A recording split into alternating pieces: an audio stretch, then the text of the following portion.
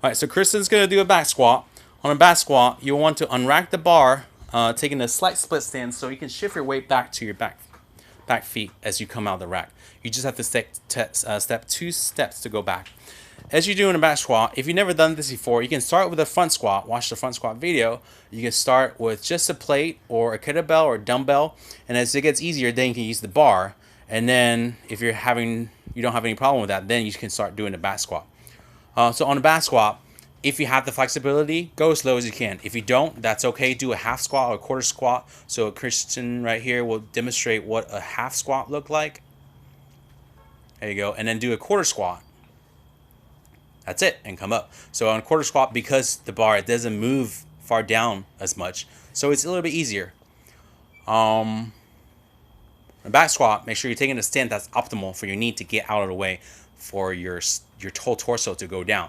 So the only way you can get your knee out, it's either having more ankle mobility or having your toe point out a little bit more. If your toe point out instead of pointing forward, then your knee will point out as well, because your knee and your ankles are hinge joints.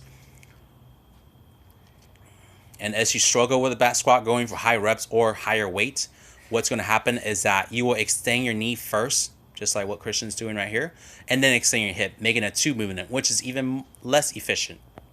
So a good thing to remind yourself when you're struggling towards the end of a set is that you want to keep your chest as high as you can.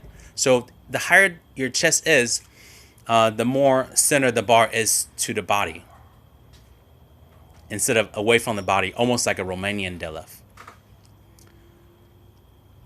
A good way to keep the bar really close to the center of the body, which is aligned with your shoelace, it's arching your lower back when you get to the bottom.